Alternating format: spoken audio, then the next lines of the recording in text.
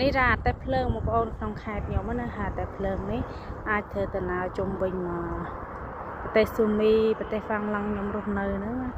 ផ្លូវឆ្ងាយផ្លូវចិត្តហើយនោះនៅជួយចាំបងប្អូនតិចទៀតហ្នឹងមកពីខេត្តមួយទៀតទៅក្រុងតែភ្លើងនេះកន្លះម៉ោងអីមានចេញម្ដងអញ្ចឹងបើយើងចង់ជិះតែភ្លើងយើងត្រូវមកមើលម៉ោងវាចេញអញ្ចឹងណាហើយយើងមកចាំទៅ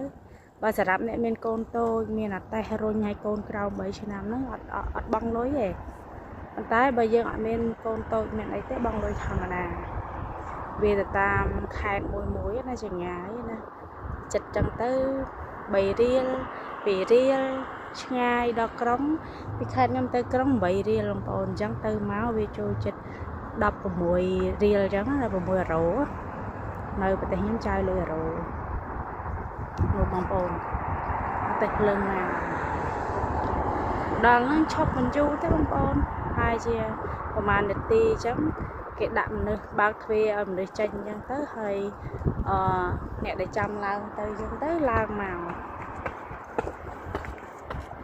នេះរត់ឲ្យតន់រត់ភ្លើងតែភ្លើងតែខ្ញុំម្នាក់នោះអត់ប្រឹងរត់តដល់មែនតើរត់តតែភ្លើងមែនចូលទៅក្នុងតែភ្លើងបាត់ហើយកាមេរ៉ាខ្ញុំគាំងមិញទៅបានថតឡើយចាញ់ដំណើរទៅហើយនេះទៅក្រុងផងហើយទៅខេត្តដែលនៅចិត្តខេត្តខ្ញុំផង